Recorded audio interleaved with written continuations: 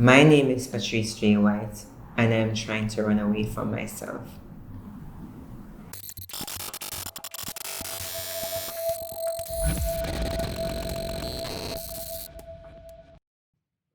Two friends from an island in the Caribbean set out on a journey to find inspiring stories told by the persons who live them. So with a camera bag and an open mind, you learn that the best part of life is not the destination, but The journey.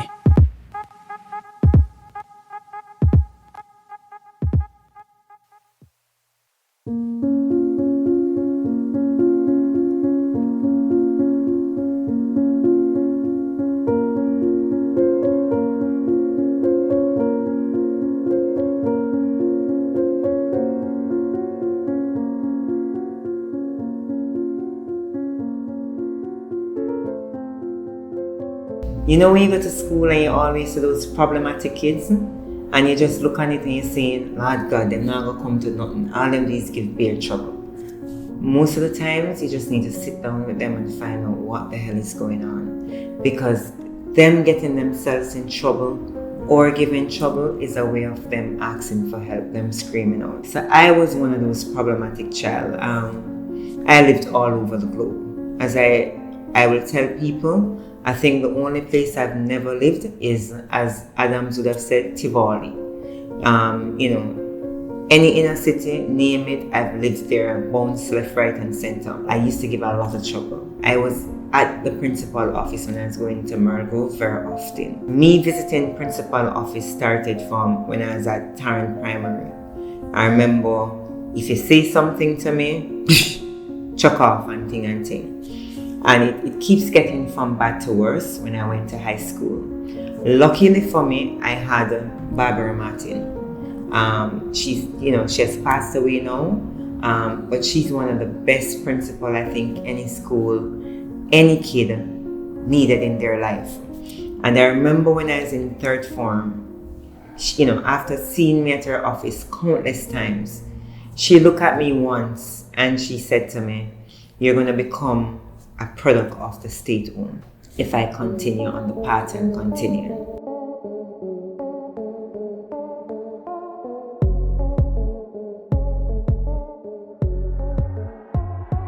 She had a one-on-one conversation with me, and she was the first person who literally asked me then, what is going on?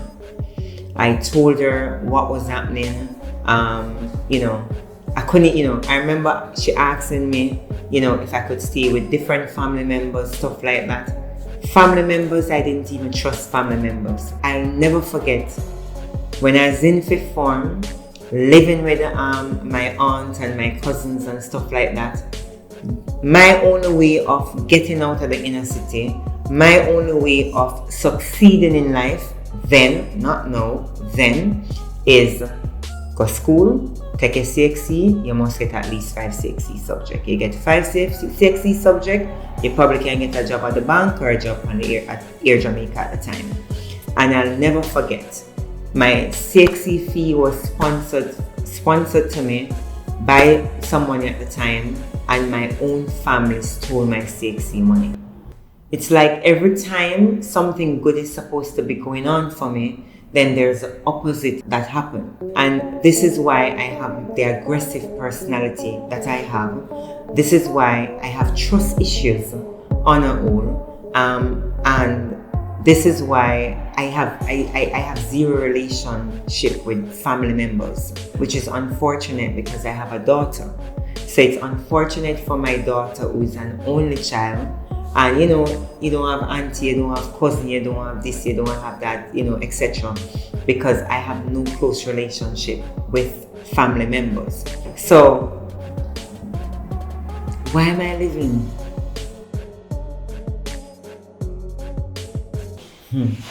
Life. So let me talk about my life.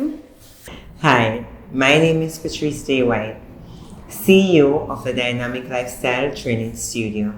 I suffer from depression, clinical depression to be exact.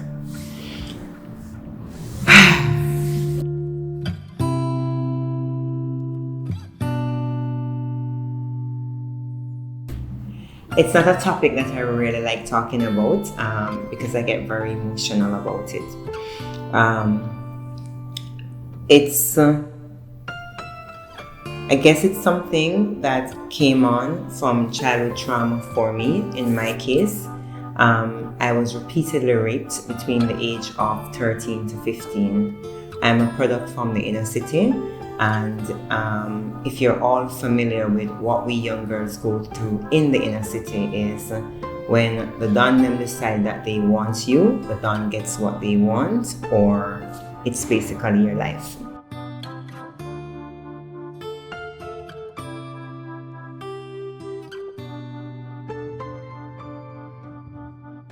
My way of dealing with my childhood trauma situation was to just always keep going. So for me, it was trying to finish high school, trying to get a job, just keep going, not thinking about what happened to me, not dealing with the consequences, not seeking professional help. I then went on, with my life, got married, started my own business, and for most part, things always seem like they're intact. But if you really started digging deep inside, you will really realize that I'm really a hot mess. Everything started unraveling, coming apart for me when I decided to close down my first business. It has been something that I've been a part of for over 10 years. It was a business that was successful. And it is something that everybody knows me for. So my first realization coming to reality is, who am I now if I don't have my business? I'm a failure. So we're talking about, I had a marriage that failed. I have a business now that I'm closing down. So the whole failure thought process now becomes a part of my life. In addition to that, as always a skinny child, when I got pregnant and had my daughter, for years, I remember up to when she was 9 years of age, I was still fluffy. I've tried every diet that's outside there. You lose the weight, you gain it back. Divorce come, with divorce, everybody lose weight, whether you want to, yes or no. But then when you start dating back, the weight comes back on, etc. So in January 2015, I made a decision that this time I'm going to start my weight loss journey for me. I'm going to really take it serious. My why now became a different perspective where that was concerned. And then I started losing weight, keeping it off, and I started getting a following. People wanted to know what it is that I do, how do I maintain it, etc. And that led me to starting my present career, which is a passion of mine, which is fitness. Now, fitness I started out doing as something just to lose weight. But then it became my therapy solution that I really needed. My demons from the past started rising again, to the point where only persons who have been a part of my school tour, because I started a mental health school tour, would be more familiar with my story. So basically what happened is, in October 2018, I almost committed suicide. And that was a wake-up call for me in terms of I really need to get professional help. Now, what persons were seen on social media in 2018 was Patrice traveling all over the world. 2018 was a very good year for me. It was a blessed year for me because it was a year where my corporate partners, saw the vision that I had in terms of running 10 marathons all over the world. So persons were seeing me, traveling to these places, running, but what they really weren't understanding was I was doing that because I needed to save myself. It's my therapy. Running is my therapy. It all came crashing down in October of that same year when I picked up an injury that forced me to stop. The minute I'm not doing anything and I'm left with my thoughts, that's when all hell breaks loose.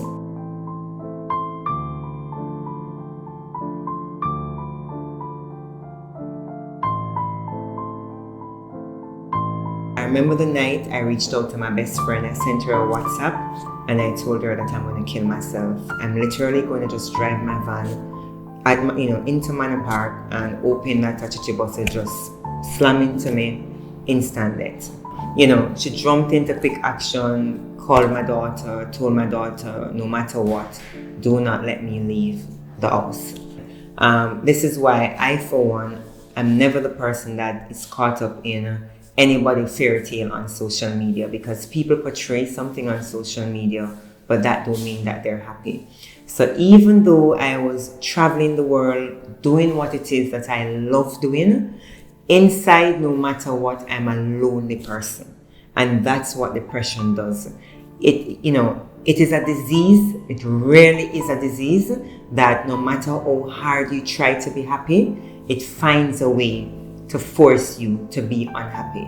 So I just find any way, anything in life to pick at and use that as something to allow myself to become unhappy.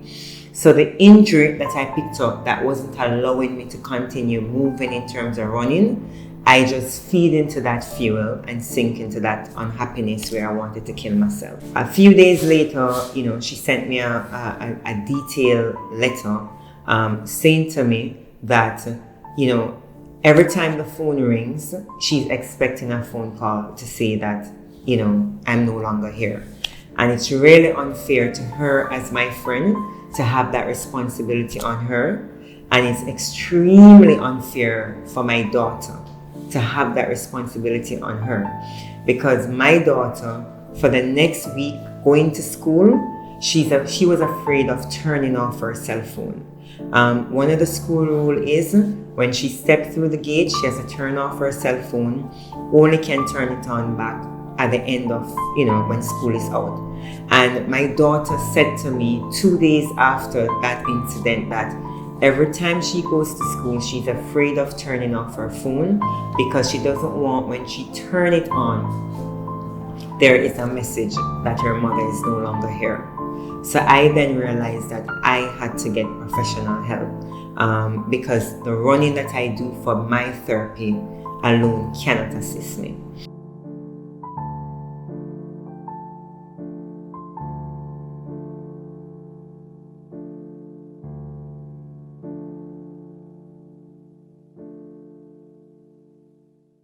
It was out of that concept that the Dynamic Mental Health School Tour was born, because of my personal struggles, what I've been through as a child that I didn't get help for, that is now haunting me as an adult and it really affects me in terms of how it is that I treat people, how it is that I deal with people.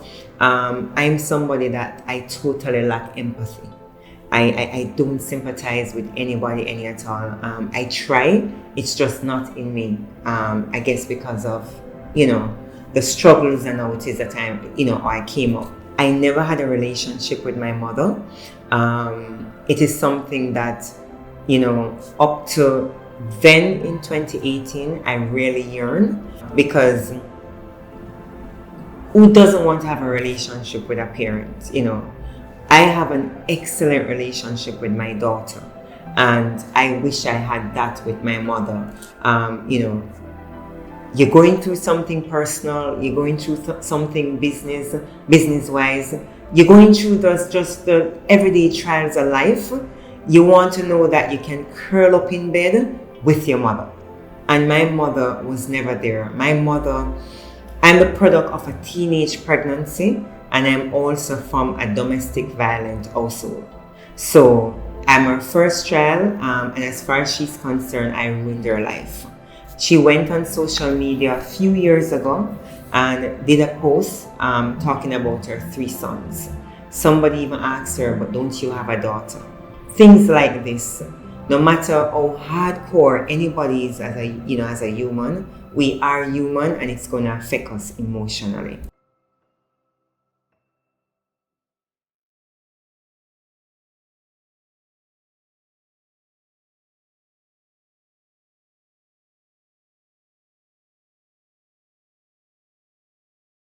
I remember when I just started the tour, a few persons DM'd me on Instagram saying to me that it's not a good look for my brand. Don't do it. People don't want to have mental health discussion. And the question I ask somebody is, why not?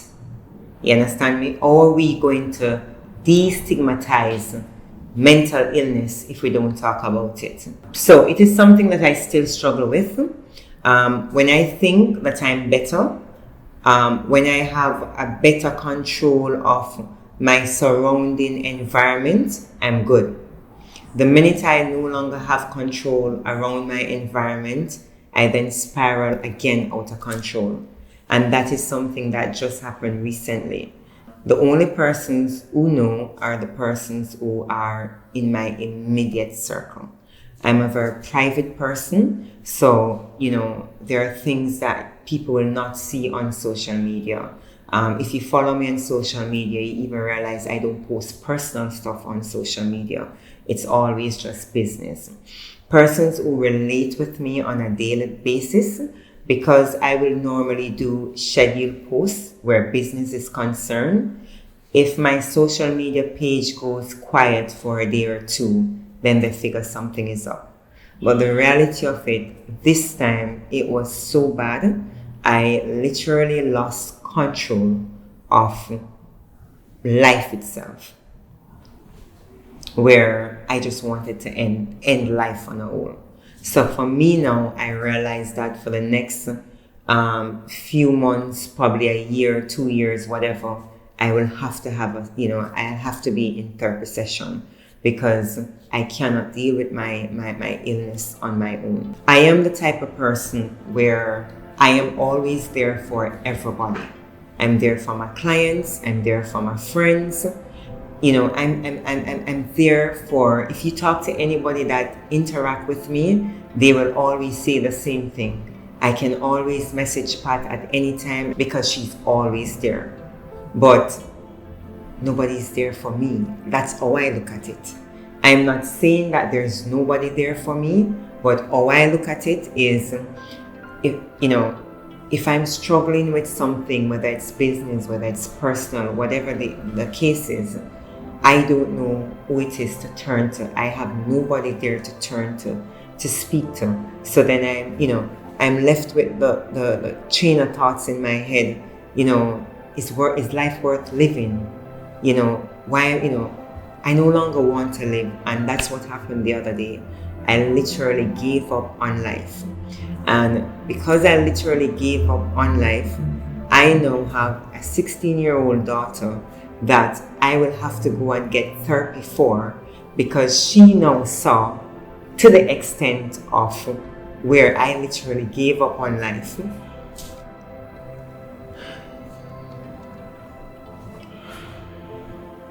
And where she's now begging me to get professional help.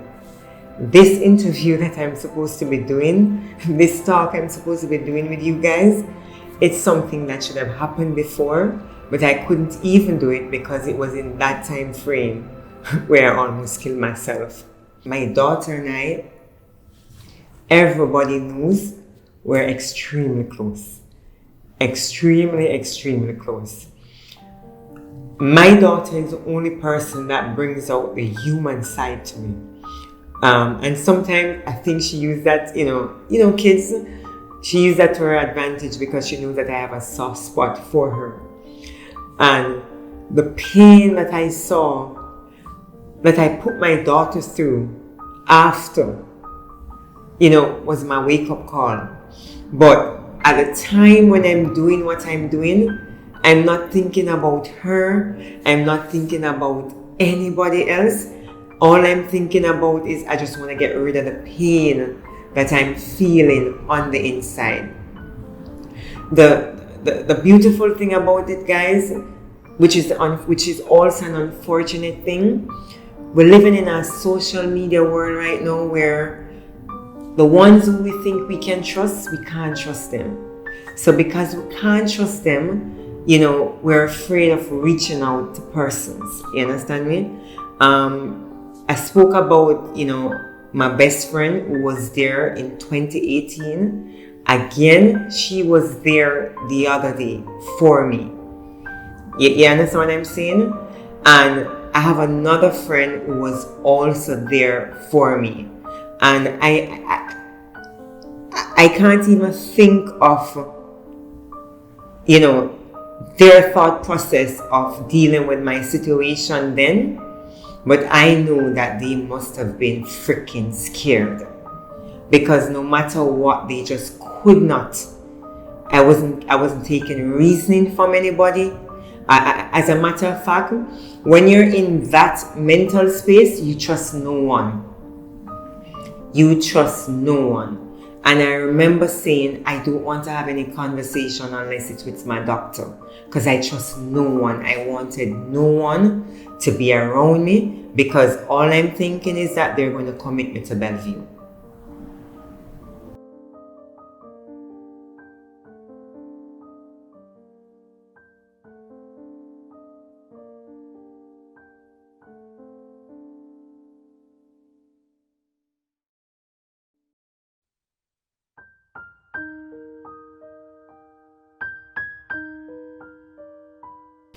So, mental health, guys, mental illness, it's really is a disease that nobody should, stigmatize against.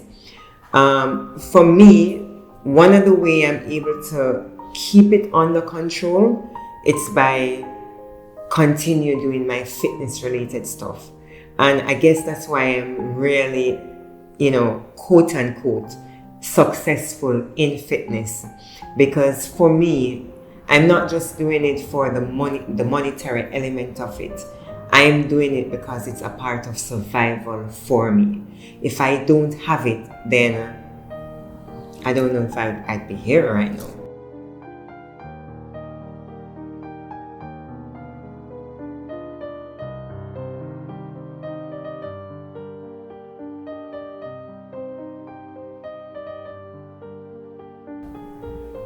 I am running away from myself.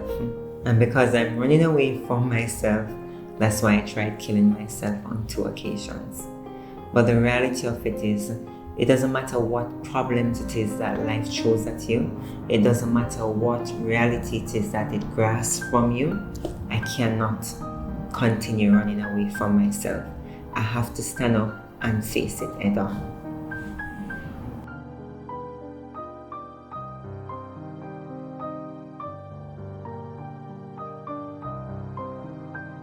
Tomorrow for me is to uphold the promise I made myself in 2018 when I almost killed myself, is to ensure that I get professional help.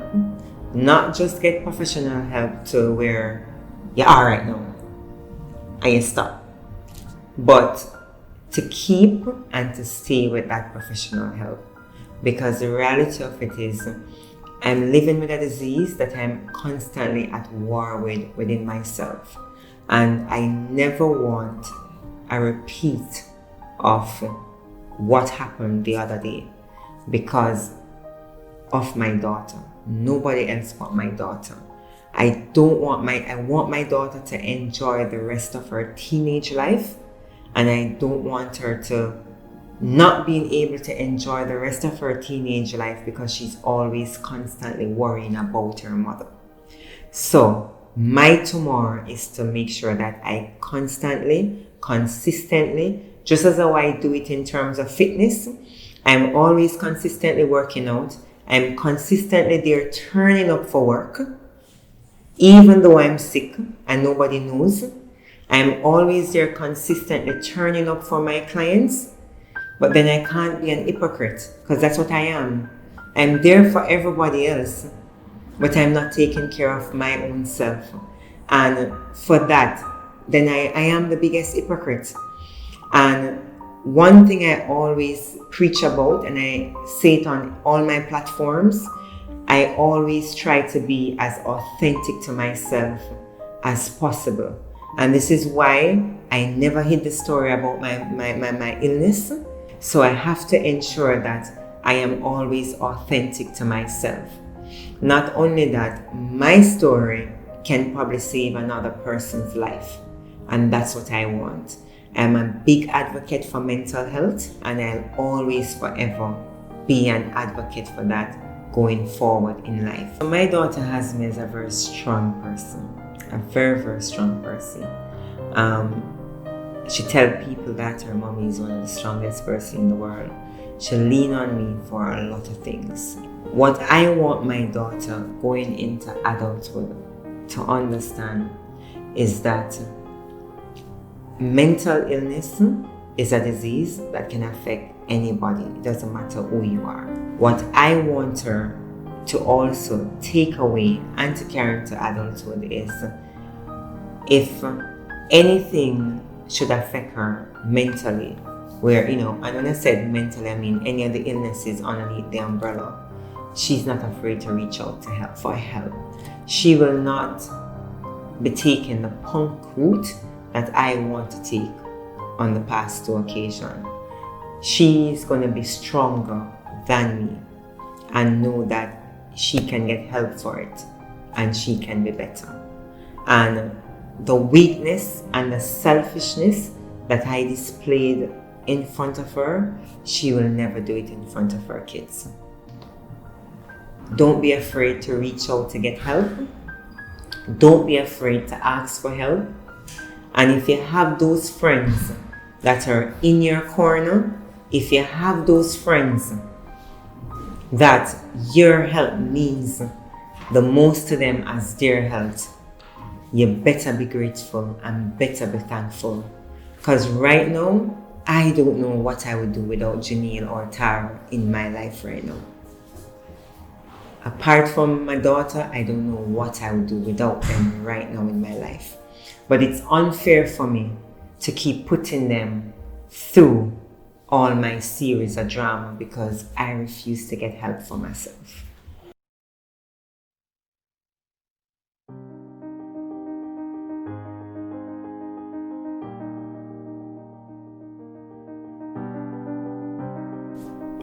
That's my life. So I always tell people, always check on your strong friends, because your strong friends, the ones who are strong, the ones who are always there for everybody, nobody knows the battles that they're fighting internally, the battles that they're fighting personally.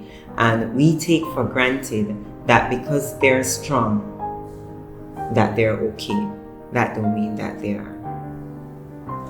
CEO of the Dynamic Lifestyle Training Studio, fitness, lifestyle, and transformation coach, a big mental health advocate. My first job is I am a mother, I am a mommy, and I am a wife. My name is Patrice J. White, and I can never run away from myself.